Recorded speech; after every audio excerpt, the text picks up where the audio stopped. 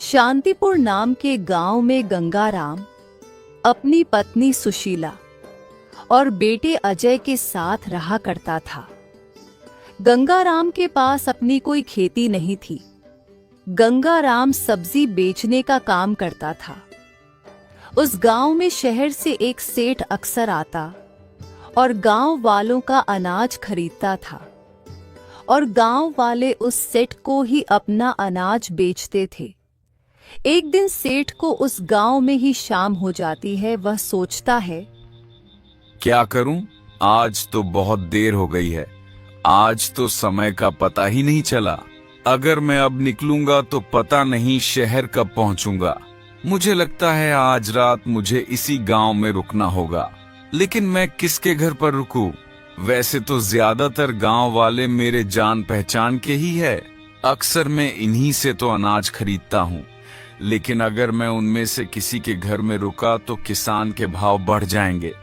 यह किसी का एहसान लेने जैसा हो जाएगा और मुझे अगली बार कम पैसे में अनाज खरीदना पड़ेगा। नहीं नहीं, इन किसानों से जान पहचान बढ़ाना अच्छी बात नहीं। इसमें मेरा ही घाटा होगा। तभी वहां से गंगाराम जा रहा होता है और सेठ जी को रास्ते में देख गंगाराम बोलता है, अरे सेठ जी, आप तो शहर वाले सेठ जी हो ना? आप अभी तक गए नहीं? अब तो बहुत शाम हो गई है। कुछ ही देर में रात हो जाएगी। आपको निकल जाना चाहिए था। वैसे आप यहाँ कर क्या रहे हैं? कुछ परेशानी है क्या? गंगाराम को देख सेठ सोच में पड़ जाता है और मन ही मन सोचता है, मुझे लगता है मुझे इस गंगाराम की मदद लेनी चाहिए। वैसे भी यह तो सब्जी बेचता है। इससे आज तक मैंने ना सब्जी खरीदी है और ना ही मुझे कोई जरूरत है। गांव में किसी के पास मदद मांगूंगा तो बदले में अनाज कम पैसे से लेना होगा। लेकिन अगर इससे मदद मांगूंगा तो इसके बदले में यह कुछ नहीं मांगेगा, क्योंकि इसकी खेती तो है ही नहीं। तो यह मुझे अनाज कहां से बेचेगा? अच्छा मौका मिला है, इसके घर ठहर जाता हूँ। मेरा आज का काम निकल जाएगा और रहने का बंदोबस्त भी हो जाएगा। हाँ गंगाराम, देखो ना, शाम हो गई है। मैं वही सोच रहा था कि आज रात मुझे इसी गांव में रुक जाना चाहिए। इतनी रात गए यहाँ से निकलना मुझे सही नहीं लग रहा, क्योंकि मेरे पास कुछ धन भी है। रात गए रास्ते में पता नहीं कोई चोर मिल गए तो, इसलिए मैं सोच रहा था कि यही रुक जाऊं। लेकिन मुझे समझ नहीं आ रहा कि मैं किससे मदद मांगू, किसके घर पर रुकूं। पता नहीं कोई इस बात के लिए राजी होगा भी या नहीं, और मुझे किसी को तकलीफ देना अच्छा भी नहीं लगता। इसलिए मैंने सोचा कि इस गांव में ही कहीं कोना देखकर रात गुजार लूंगा। अरे नहीं नहीं सेठ जी, आप कैसी बातें कर रहे? आप तो हमारे लिए मेहमान जैसे हैं।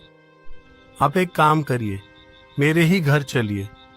आप रात भर मेरे यहाँ रुक जाइए। कल सुबह होते ही चले जाना। नहीं नहीं गंगाराम, तुमने कह दिया इतना ही काफी है। मैं किसी को तकलीफ नहीं देना चाहता। तुम्हारा भी तो परिवार है ना। तुम्हारी पत्नी को इस बात से तकलीफ होगी। रहने दो, मैं यही ठीक हूँ।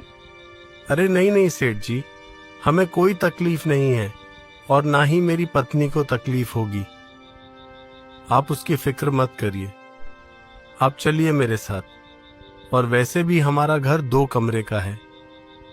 आप एक कमरे में रह जाना, मैं और मेरा परिवार एक कमरे में सो जाएगा। कोई दिक्कत नहीं है। आप चलिए मेरे साथ। अच्छा ठीक है, अब तुम इतना कह रहे हो तो मैं चलने के लिए तैयार हूँ। वैसे गंगाराम, तुम्हारा बहुत बहुत शुक्रिया। तुम्हारा तो मुझसे कोई लेन देन भी नहीं है, फिर भी तुमने मेरी इतनी मदद की। सचमुच तुम बड़े ही नेक दिल हो।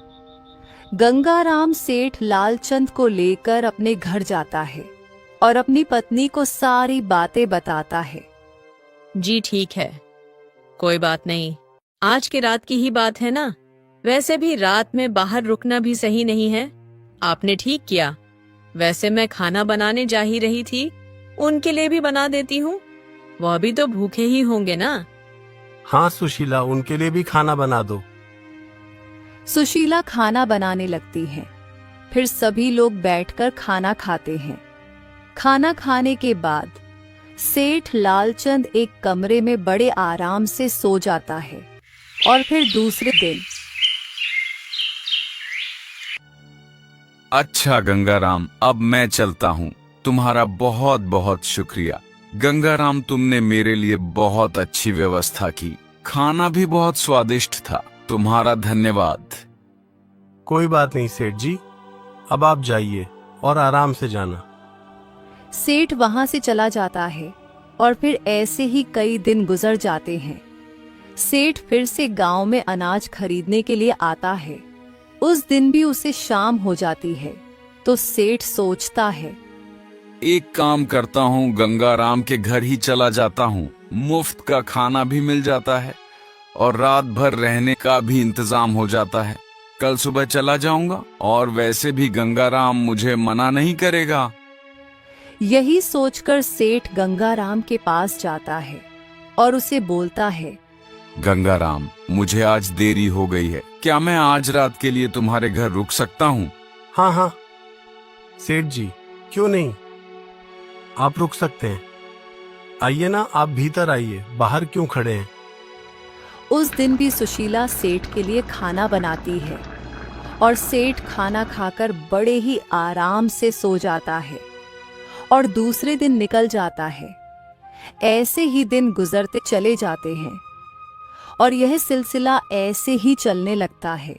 अब लालचंद ने अपने रहने का ठिकाना गंगाराम के घर को ही बना लिया था। अब तो वह सीधे सीधे गंगाराम के घर जाने लगा। एक दिन ऐसे ही लालचंद गंगाराम के घर आकर बोलता है, अरे गंगाराम, बहुत तेज भूख लगी है। अपनी पत्नी से कहकर मेरे लिए खाना बनवा दो। जी सेठ जी, मैं अभी कहता हूँ। ये क्या है जी, अब ये तो हर बार हमारे ही घर आने लगे हैं। हमारा घर क्या कोई धर्मशाला है? एक बार हो गया, 2 बार हो गया। पहले ही हम जैसे तैसे अपना गुजारा करते हैं, ऊपर से ये सेठ आए दिन आ जाता है। ये नहीं कि हमारी थोड़ी मदद कर दे, थोड़ा बहुत अनाज हमें दे दे। लेकिन नहीं, मुझे लगता है इस सेठ ने जानबूझकर हमारा घर चुना है ताकि उनको घाटा न हो और मुफ्त में इस काम बन जाए। गांव में और भी तो घर है और बहुत सारे लोग तो इससे व्यापार करते हैं, अपना अनाज बेचते हैं। यह उन लोगों के घर जाकर क्यों नहीं रुकते? बार बार ये हमारे घर क्यों आ जाते हैं, जबकि हमारा तो उनसे कोई लेन देन भी नहीं है। सुशीला, जरा धीरे बोलो, वह सुन लेंगे तो अच्छा नहीं लगेगा। जाने दो ना, उन्हें जरूरत है। बेचारे व्यापार करने हमारे गांव में आते हैं। उनका तो शहर में बहुत बड़ा घर है, लेकिन फिर भी वह हमारे घर पर ठहरते हैं। उनकी मजबूरी है सुशीला, नहीं तो हमारे घर पर क्यों ठहरते। तुम उनके बारे में ऐसा मत सोचो। जब मैं उन्हें पहली बार घर आने के लिए कहा था तो वह मना कर रहे थे। वह खुद नहीं आना चाहते थे। वह तो मैं ही था जो जबरदस्ती उन्हें हमारे कर ले आया। वह तो बाहर ही रुक रहे थे। अब तुम ही बोल सुशीला, अच्छा लगता है क्या? आप भी ना, बाहर रुक रहे थे तो रुकने देते। वह कौन सा आपके रिश्ते में है जो बार बार उन्हें घर पर लेकर आते हो? और अब तो वह पूछना भी जरूरी नहीं समझते, सीधे सीधे आ जाते हैं जैसा कि उनका ही घर है। यह तो कोई बात नहीं हुई। छोड़ो ना सुशीला, वह कौन सा रोज रोज हमारे घर आते हैं। कभी कभी देर हो जाती है तो आ जाते हैं। आप भी क्या बोले जा रहे हो? कितने दिन हो गए? वह हमारे घर न जाने कितनी बार आ चुके हैं। अब यह तो हमेशा का ही हो गया है। आपसे कुछ भी बोलने का कोई फायदा नहीं। आप तो अपने ही चलाएंगे ना। जाइए आप, बाहर जाकर उनके पास बैठिए। सुशीला खाना बनाने लगती है। उसके बाद वह सेठ खाना खाकर फिर से आराम से सो जाता है और सुबह होते ही निकल जाता है। एक दिन सुशीला अपने पति से कहती है, सुनिए जी, हमें हमारे भविष्य के बारे में सोचना चाहिए। अजय के बारे में सोचना चाहिए। सब्जी बेचकर हमें कितना कम मुनाफा होता है।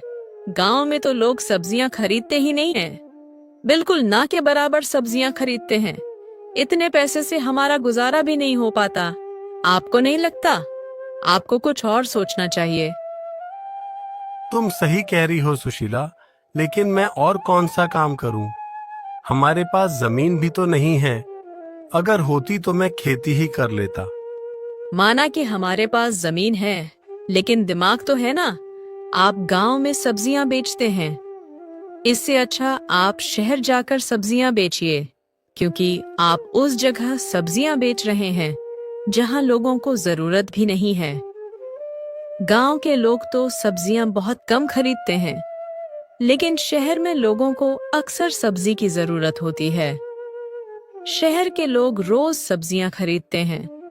तो मुझे लगता है अगर आप शहर जाकर सब्जियां बेचेंगे तो हमारा मुनाफा ज्यादा होगा, और शहर में दाम भी बहुत अच्छा मिलता है, और आप उन्हें ताजा ताजा सब्जियां देंगे तो देख लेना हमारे सब्जी का व्यापार बहुत अच्छे से चलने लगेगा। अगर हमें ज्यादा मुनाफा चाहिए तो यही करना होगा। हाँ सुशीला, तुम बिल्कुल सही कह रही हो। मैं शहर जाकर सब्जियां बेचता हूँ, लेकिन सुशील शहर तो बहुत दूर है। अगर मैं सब्जियां बेचने शहर जाऊंगा तो मुझे कभी कभी आते आते तो बहुत वक्त हो जाएगा, और इतनी रात में घर नहीं आ सकता। और शहर में तो कोई जान पहचान वाला भी नहीं है। मैं कहाँ रुकूंगा? जान पहचान वाला है ना, वह सेठ जी जो हमारे घर पर अक्सर आना जाना करते हैं। उनका घर तो वही है। आप एक काम कीजिए, आप सब्जियां बेचकर उन सेठ जी के घर रुक जाया करिए, और मैं यह भी देखना चाहती हूँ कि वह सेठ जी आपको अपने घर पर रुकने देते भी है या नहीं। हाँ सुशीला, तुमने सही कहा। वह सेठ जी तो शहर में ही रहते हैं। वह मुझे अपने घर पर जरूर रुकने देंगे। वैसे भी वह इतने दिनों से हमारे घर पर आ रहे हैं, तो वह मुझे क्यों मना करेंगे? आप बहुत भोले हो। आप लोगों को नहीं जानते। आप देख लेना, मुझे नहीं लगता कि वह आपको अपने घर पर रुकने देंगे। देख लेना, जरूर कोई ना कोई बहाना बनाकर आपको भगा देंगे। मैं लोगों को अच्छी तरह से जानती हूँ। लोग बहुत एहसान फरामोश होते हैं। जब उनको जरूरत थी तब वह मीठी मीठी बातें करके हमारे घर तो आ गए, लेकिन जब आपको जरूरत पड़ेगी तो वह आपके काम नहीं आएंगे। नहीं सुशीला, तुम गलत सोच रही हो। सेठ जी बहुत अच्छे हैं। उनके मन में ऐसा कुछ नहीं है।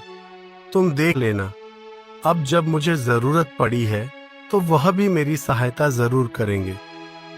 शहर जाकर मैं उन्हीं के घर रुकूंगा, और मुझे पूरा यकीन है कि सेठ जी मुझे उनके घर पर रुकने के लिए जरूर कहेंगे, और तो और मेरी खातिरदारी भी करेंगे, क्योंकि हमने भी उनकी खातिरदारी में कोई कमी नहीं रखी थी।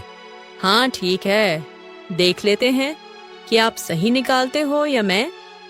फिर दूसरे दिन गंगाराम सब्जी लेकर शहर के लिए निकल पड़ता है और वहां सब्जियां बेचने लगता है। ताजा सब्जी होने के कारण गंगाराम की बिक्री बहुत अच्छे से हो जाती है। उसकी सारी सब्जियां बिक जाती है। गंगाराम यह देख बहुत खुश हो जाता है और सोचता है, सुशीला ने सही कहा था। अच्छा हो गया जो मैं शहर में सब्जियां बेचने आ गया। गांव में तो कोई सब्जियां खरीदता ही नहीं है, लेकिन सचमुच शहर के लोग तो बहुत सब्जियां खरीदते हैं। अब मैं ऐसे ही शहर आकर सब्जियां बेचूंगा, बहुत अच्छा मुनाफा होने लगेगा। लेकिन अब तो शाम होने को आई है। मुझे सेठ जी के घर जाना होगा। कल सुबह होते ही मैं निकल जाऊंगा। गंगाराम सेठ लालचंद के घर जाता है तो बाहर गेट पर खड़ा आदमी गंगाराम को रोकता है और बोलता है, कौन हो तुम? किससे मिलना है? मैं गंगाराम हूँ, शांतिपुर से आया हूँ। मुझे सेठ जी से मिलना है। अच्छा, तुम बाहर ही रुको, मैं सेठ जी से पूछ कर आता हूँ। वह आदमी जाकर सेठ से बोलता है, सेठ जी, बाहर कोई आदमी आया है, बोल रहा था उसका नाम गंगाराम है, उसे आपसे मिलना है। क्या उसे अंदर भेज दूं? अरे नहीं नहीं, मैं उसे अच्छी तरह से जानता हूँ। उसे अंदर भेजने की कोई जरूरत नहीं। तुमसे जाकर कह दो मैं घर पर नहीं हूँ और मेरी पत्नी घर पर अकेली है, तो अंदर आने की कोई जरूरत नहीं है। उसे बाहर से ही भगा दो। वह आदमी जाकर गंगाराम से कहता है, सुनो भाई, सेठ जी तुमसे नहीं मिलना चाहते। तुम्हें यहाँ से जाने के लिए कहाँ है? ऐसा नहीं हो सकता। एक काम करो, तुम उन्हें मेरा नाम बताओ और कहो ना कि मैं शांतिपुर से आया हूँ। वह मुझे अच्छी तरह से जानते हैं। वह अक्सर हमारे गांव आते हैं और मेरे घर पर ही ठहरते हैं। उनसे कहना कि मुझे उनकी जरूरत है। मैं आज रात उनके यहाँ रुकना चाहता हूँ। ठीक है, मैं एक बार फिर से बात करके आता हूँ। वह आदमी फिर से सेठ जी के पास जाकर बोलता है, सेठ जी, कोई शांतिपुर का गंगाराम यहाँ रुकने के लिए पूछ रहा है, क्या करूँ? बेवकूफ कहीं के, तुम्हें एक बार में समझ नहीं आता क्या? मैंने तुम्हें कहा ना, उससे कह दो कि मैं घर पर नहीं हूँ। उसे बता दो, यहाँ पर मैं ऐसे भूखे नंगे को अपने घर पर नहीं रख सकता। वह एक साधारण सा सब्जी बेचने वाला गरीब और भिखारी है। उसकी औकात नहीं है मेरे घर में पांव रखने की। और क्या मेरा घर कोई धर्मशाला नहीं है? जो मुंह उठाकर चला आया उसे बाहर से ही भगा दो। उस आदमी को यह सुन बहुत बुरा लगता है और वह गंगाराम से जाकर कहता है, सुनो, सेठ जी ने मना कर दिया है, तुम यहाँ से चले जाओ। अरे ऐसे कैसे? तुम सेठ जी को ठीक से बता ही नहीं रहे हो कि मैं कौन हूँ। मैं कह रहा हूँ ना, मैं सेठ जी का करीबी हूँ। सेठ जी अक्सर मेरे घर पर रहते हैं। एक काम करो, तुम मुझे अंदर जाने दो। मैं सेठ जी से बात करता हूँ। नहीं, रुको, तुम अंदर मत जाओ। देखो भाई, तुम इन बड़े लोगों को नहीं जानते। ये छोटे लोगों की मुंह नहीं लगते। भले ही ये तुम्हारे घर ठहरते होंगे, लेकिन अब वह तुम्हें अपने घर पर रुकवाना नहीं चाहते। दरअसल सेठ जी घर पर ही है, लेकिन उन्होंने मुझे यह कहा कि मैं तुमसे कह दूं कि वह घर पर नहीं है और उनकी पत्नी अकेली है। तुम्हें अभी भी समझ नहीं आ रहा कि वह जानबूझकर यह कह रहे हैं, और उन्होंने मुझसे कहा कि मैं तुम्हें यहाँ से जाने के लिए कह दूं। इन बड़े लोगों की नज़र में हम जैसे छोटे लोगों की कोई औकात नहीं होती। वह अपना काम तो निकलवा लेते हैं, लेकिन जब हमारी बारी आती है तब अपना असली रंग दिखाते हैं। गंगाराम को यह सब सुन बहुत बुरा लगता है। उसका दिल टूट जाता है। गंगाराम कहता है, मेरी पत्नी सही कहती थी। मैंने ही उसकी बात नहीं मानी। मैं इन सेठ जी को समझ ही नहीं पाया। इतने बड़े शहर में मैं तो किसी को जानता तक नहीं। अब मैं कहाँ जाऊंगा, कहाँ रहूंगा? मेरे तो कुछ समझ नहीं आ रहा। फिक्र मत करो मेरे भाई, एक काम करो, मैं अभी घर ही जा रहा था। मेरे साथ मेरे घर चलो, आज की रात वहां काट लेना। फिक्र मत करो, मैं अकेला ही रहता हूँ। मेरे घर दूसरा कोई नहीं है। सुबह होते ही चले जाना, और याद रखना, यहाँ कोई किसी का नहीं होता। सब लोग मतलबी होते हैं। इन बड़े लोगों पर कभी भरोसा मत करना। तुम्हारा बहुत बहुत धन्यवाद। तुम सच कह रहे हो, मैं आइंदा याद रखूंगा। गंगाराम उस रात उसके घर पर ठहर जाता है और सुबह होते ही घर चला जाता है। घर जाने के बाद अपनी पत्नी को सारी सच्चाई बताता है। उसकी पत्नी कहती है, मैंने तो आपको उस दिन ही कहा था, आपने ही मेरी बात नहीं मानी। अब आने दीजिए उस सेठ को। उसे दरवाजे से ही ना भगाया तो मेरा भी नाम सुशीला नहीं। एहसान फरामोश कहीं का। इतने दिनों तक यहाँ मुफ्त मई खाता रहा। हमने उसे अपना एक कमरा तक दे दिया था ताकि वह आराम से सो सके, उसे किसी बात की दिक्कत न हो। और उसका शहर में इतना बड़ा घर होने के बावजूद उसके पास आपके लिए थोड़ी सी जगह तक नहीं थी। उसे जरा भी शर्म नहीं आई। जब आपको उसकी जरूरत पड़ी तो उसने झूठ बोलकर आपको वहां से भगा दिया। जाने दो सुशीला, उसे ऊपर वाला देखेगा। और हाँ सुशीला, आज के बाद मैं भी उसे यहाँ रुकने के लिए मना कर दूंगा। आने दो उसे। कुछ दिन ऐसे ही बीत जाते हैं। फिर एक दिन लालचंद उस गांव में आता है और उसे दिन भी उसे शाम हो जाती है। तो फिर वह गंगाराम के घर जाता है और बाहर से आवाज देता है। गंगाराम अपने बेटे से कहता है, बेटा अजय, बाहर जो सेठ जी है ना, उनसे जाकर कह दो कि मेरे पिताजी घर पर नहीं है और मेरी माँ अकेली है। गंगाराम का बेटा बाहर जाकर लालचंद को यही बोलता है। तो लालचंद बोलता है, अच्छा, तो गंगाराम घर पर नहीं है, कोई बात नहीं। एक काम करो, तुम्हारी माँ से जाकर कह दो कि हमारे लिए खाना बना दे और हाँ, हमारे सोने का इंतजाम भी कर दे। अजय जाकर अपने पिता से कहता है, नीच कहीं का, इसे शर्म नहीं है भी या नहीं? उसे जाकर कह दो कि मेरी माँ ने मना किया है, निकलो यहाँ से। अजय लालचंद को जाकर यही कहता है। लालचंद को यह सुन बहुत गुस्सा आता है। वह गुस्से से पांव पटकते हुए वहां से चला जाता है। ऐसे ही कुछ दिन बीत जाते हैं। एक दिन गंगाराम, उसकी पत्नी और उसका बेटा नाव में सवार होकर दूसरे गांव जा रहे होते हैं। तभी उनकी नाव पानी में डूब जाती है। गंगाराम और सुशीला पानी के प्रवाह की चपेट में आ जाते हैं। वह तैरना नहीं जानते, इसलिए पानी में डूबने की वजह से उनकी मृत्यु हो जाती है और गांव के लोग गंगाराम के बेटे को बचा लेते हैं। लेकिन गंगाराम और सुशीला को बचा नहीं पाते। गांव वाले मिलकर गंगाराम और सुशीला का अंतिम संस्कार करते हैं। अजय बिल्कुल अकेला पड़ चुका था। गांव के लोग आकर अजय को खाना देते थे। वह अपने घर में अकेला बैठा रहता। एक दिन उस गांव में फिर से लालचंद आता है। उसे सुशीला और गंगाराम के बारे में पता चलता है।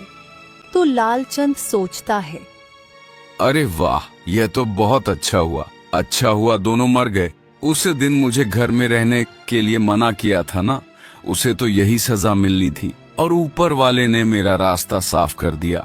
गंगाराम के घर पर मेरी कब से नजर थी। अगर वह घर मेरा हो जाए तो मैं यहाँ रहकर अच्छे से व्यापार कर सकता हूँ। मुझे जब जरूरत पड़ी मैं गंगाराम के घर पर रुक सकता हूँ। मुझे उसके घर पर कब्जा करना होगा। उसके लिए मुझे उसके बेटे से मेल जोल बढ़ाना होगा। एक बार उसका बेटा मेरे बात में आ गया तो मैं उसके घर एक कब्जा कर सकता हूँ। यही सोचकर लालचंद गंगाराम के घर जाता है और अजय से बड़े ही प्यार से बात करता है और आस पड़ोस के लोगों से कहता है, मुझे इस बच्चे को देखकर बहुत रोना आ रहा है। भगवान भी कितना कठोर दिल है। उसे छोटे से बच्चे पर जरा भी दया नहीं आई। इतनी छोटी उम्र में बेचारा अनाथ हो गया। गंगाराम मेरा बहुत अच्छा दोस्त था। हमारे दोस्ती के नाते मैं इस बच्चे को मेरे साथ ले जाना चाहता हूँ।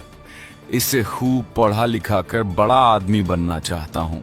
बेट, क्या तुम मेरे साथ चलोगे? मेरा बहुत बड़ा घर है और बेटा मेरी कोई संतान नहीं है। मैं तुम्हें अपने बेटे के रूप में स्वीकार करता हूँ। तुम मेरे साथ चलो, मैं तुम्हें राजा की तरह रखूंगा बेटा। गांव वाले और अजय उसकी मीठी मीठी बातों में आ जाते हैं और अजय खुशी उसके साथ उसके घर चला जाता है। शहर आने के बाद लालचंद की पत्नी लालचंद से कहती है, ये किस भिखारी को उठाकर ले आए हो? इसकी हालत देखी है? कौन है ये लड़का? अरे मालती, यह लड़का गंगाराम का लड़का है। गंगाराम और उसकी पत्नी अब इस दुनिया में नहीं रहे और उस गांव में गंगाराम का एक घर है जिस घर पर मेरी कब से नजर है। मैं उस गांव में जब भी व्यापार करने जाता हूँ, मेरे ठहरने के लिए वह घर मुझे चाहिए। और तो और मैं उस जमीन पर भी व्यापार कर सकता हूँ। वहां पर मैं अपना एक गोदाम बनवा सकता हूँ और उसके लिए मुझे इस अजय को वहां से निकालना था, इसलिए मैं उसे अपने पास लेकर आया। और तुम चिंता क्यों करती हो? मैं तुम्हारे लिए मुफ्त का नौकर लेकर आया हूँ। यह जीवन भर हमारी गुलामी करेगा और वह भी मुफ्त में। तुम्हें जो काम इससे करवाना है तुम करा सकती हो और इसे हमें कभी तनख्वाह देनी भी नहीं पड़ेगी। ये हमारे लिए मुफ्त का नौकर है, ऐसा ही समझो। क्या बात कर रहे हो? मुझे ये लड़का मेरे घर में नहीं चाहिए। हमारी एक लड़की है, वह इसके साथ रहेगी तो वह भी इसके जैसे बन जाएगी। मैं अपनी बेटी के ऊपर इसकी परछाई भी नहीं पड़ने दूंगी। यह देहाती और गवार है। हमारी बच्ची भी इसके साथ रहकर ऐसे ही हो जाएगी। इसकी और हमारे बच्चे की कोई बराबरी नहीं है। मैं इसे घर में नहीं रहने दूंगी। मालती, लेकिन मैं क्या करूं? यह बच्चा वहीं रह रहा था। मैं गांव वालों से झूठ बोलकर इसे यहाँ लेकर आया हूँ। अगर मैं इसे यहाँ नहीं रखा तो वह घर मेरा कभी नहीं हो पाएगा और मुझे किसी भी हालत में वह घर और वह जमीन चाहिए। तुम सोच नहीं सकती मालती, इससे हमारा बहुत फायदा हो सकता है। हमारा व्यापार और बढ़ सकता है। अगर आपको वह घर ही चाहिए तो इस बच्चे को यहाँ रखने की क्या जरूरत है? इसे कहीं बाहर छोड़ आओ। मालती, यह बात मेरे दिमाग में आई थी, लेकिन यह बच्चा गांव का बच्चा है, देहाती है, बेवकूफ नहीं है। यह बहुत होशियार है। अगर मैं इसे कहीं छोड़कर आ गया तो यह कैसे ना कैसे अपने घर तक पहुंच ही जाएगा और गांव वालों को मेरी सच्चाई भी बता देगा। मैं इसे कहीं भी छोड़ नहीं सकता।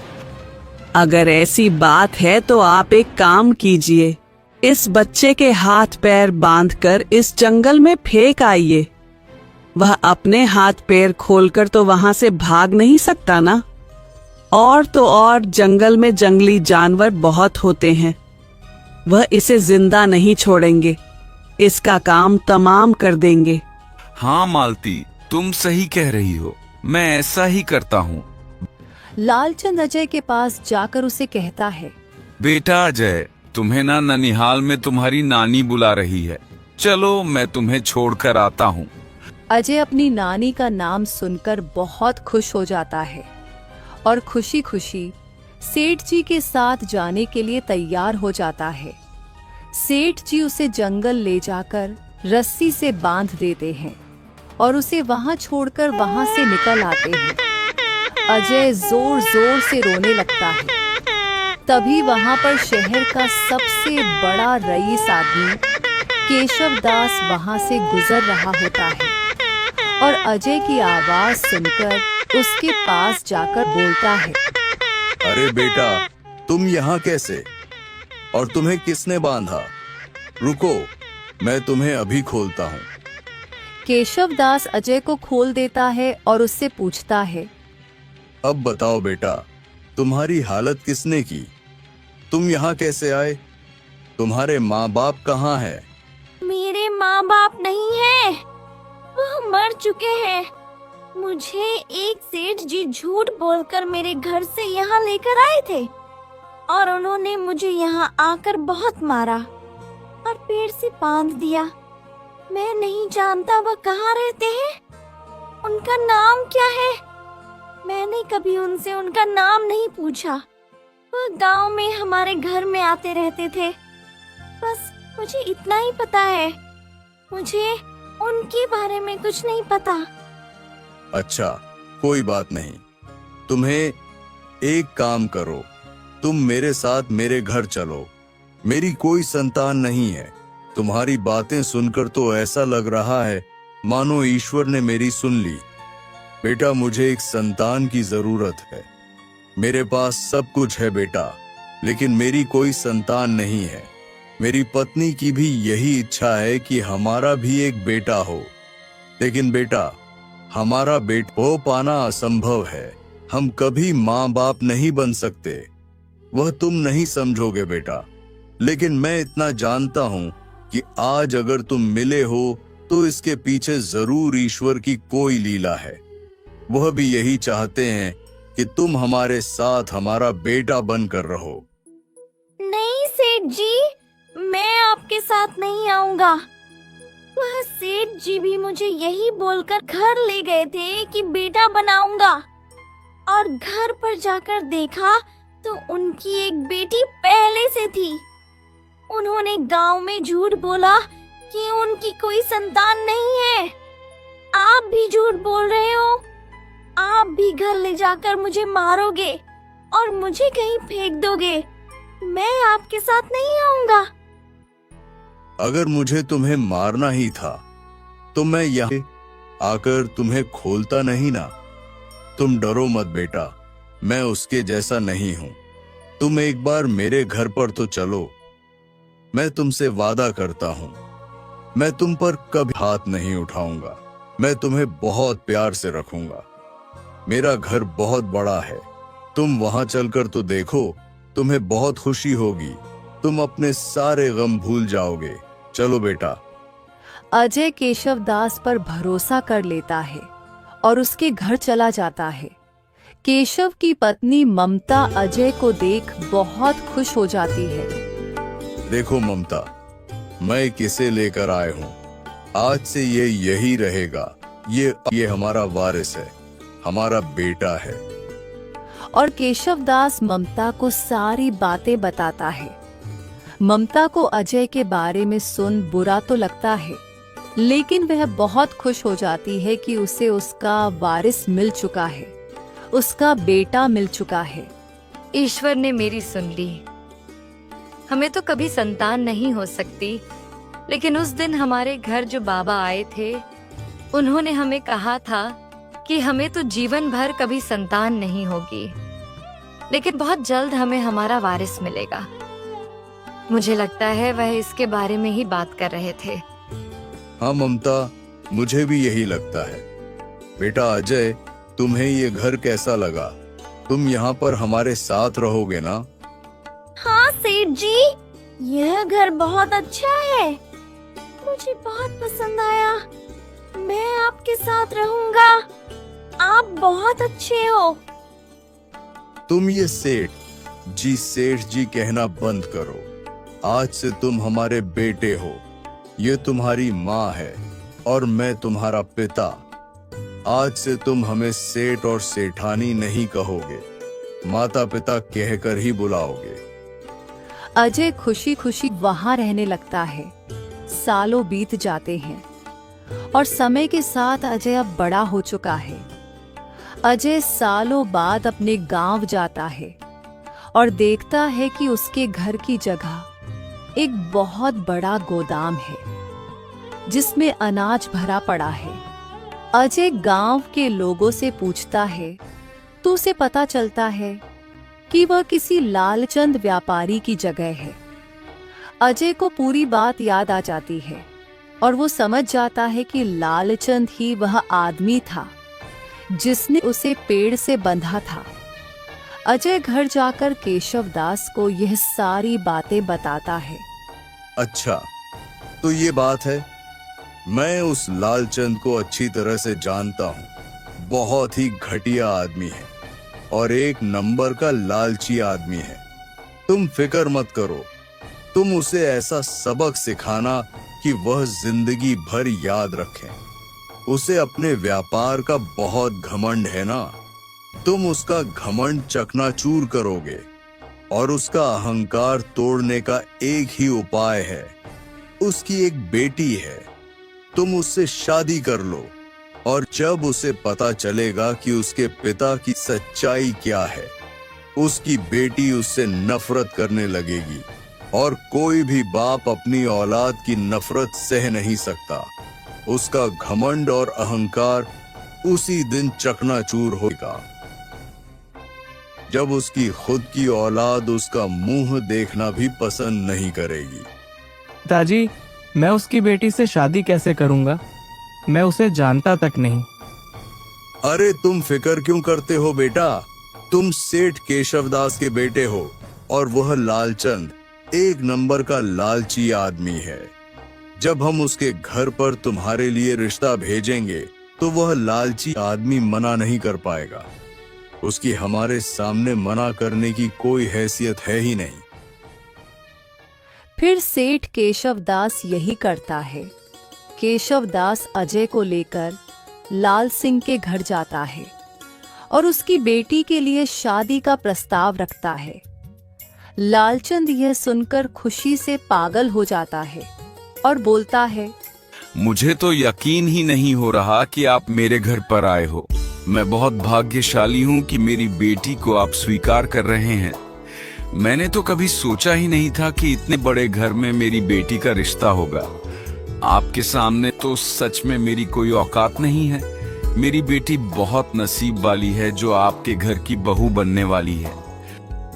लालचंद खुशी खुशी अपनी बेटी की शादी अजय से कर देता है और शादी के बाद अजय अपनी पत्नी को बहुत ही खुशी से और प्यार से रखता है। उसका दिल जीत लेता है। उसकी पत्नी भी बहुत खुशी से रह रही होती है और उसे बहुत प्यार करती है। एक दिन अजय अपनी पत्नी से लालचंद के बारे में सारी सच्चाई बता देता है। ये सुन अजय की पत्नी को अपने पिता पर बहुत गुस्सा आता है। वह कहती है, मैं सोच भी नहीं सकती थी कि मेरे पिताजी इतना घटिया काम कर सकते हैं। उन्होंने आपके साथ ये सब कुछ किया, आपकी जान लेने की कोशिश की, और वह भी आपके घर के लिए, क्योंकि वह आपका घर हथियाना चाहते थे। वो ऐसा कैसे कर सकते हैं? मैं उन्हें कभी माफ नहीं करूंगी। मैं उस घर में कभी कदम नहीं रखूंगी। मेरे नजर में वह खूनी है। वह तो भगवान का शुक्र है कि आप उस दिन बच गए, नहीं तो आज आप मुझे नहीं मिल पाते। मैं आपकी कसम खाकर कहती हूँ, मैं आज के बाद अपने पिताजी का कभी मुंह नहीं देखूंगी। मुझे अब उनसे नफरत हो गई है। वह मेरी नजर में पूरी तरह से गिर चुके हैं। कुछ दिन ऐसे ही गुजर जाते हैं। एक दिन लालचंद अपनी बेटी से मिलने के लिए उसके घर आता है तो अजय उनसे कहता है, कौन सी बेटी? किसकी बेटी? यहाँ तुम्हारी बेटी नहीं, मेरी पत्नी रहती है और मेरी पत्नी तुमसे कोई रिश्ता नहीं रखना चाहती। वह तुम्हारा मुंह तक देखना नहीं चाहती। ये आप क्या कह रहे हैं दामाद जी? बिल्कुल सच कह रहा हूँ। और जब तुम्हारी बेटी ही तुमसे रिश्ता नहीं रखना चाहती तो मेरा भी तुमसे कोई रिश्ता नहीं। मैं तुम्हारा कोई दामाद नहीं। भूल जाओ अपनी बेटी को और निकल जाओ यहाँ से।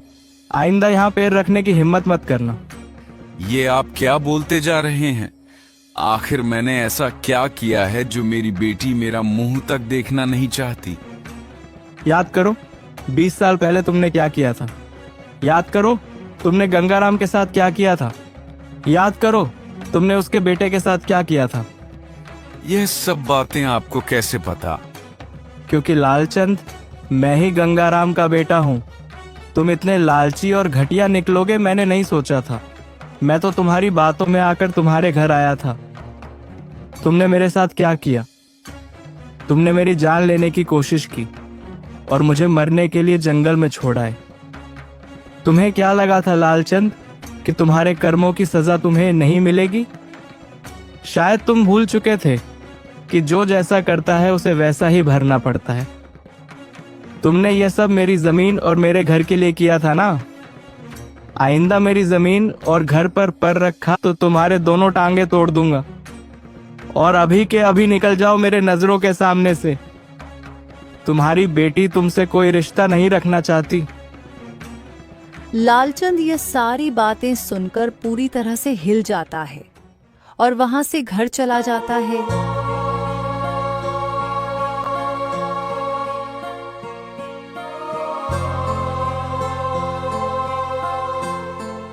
और घर जाकर पूरी तरह से टूट जाता है। मालती, ये मेरे कर्मों की सजा है। जो आज मेरी बेटी मेरा मुंह तक देखना नहीं चाहती। मैंने बहुत बुरे कर्म किए हैं मालती। आज मैंने अपने बच्ची को खो दिया। आज मेरी बच्ची को मुझे पिता कहने में शर्म आ रही है। इससे बुरी बात मेरे लिए और क्या हो सकती है। आज मेरा घमंड पूरी तरह से टूट चुका है। मैं पूरी तरह से बर्बाद हो चुका हूं मालती। आज मेरी संतान मेरे खिलाफ हो चुकी हैं। इससे बड़ी सजा मेरे लिए क्या हो सकती है।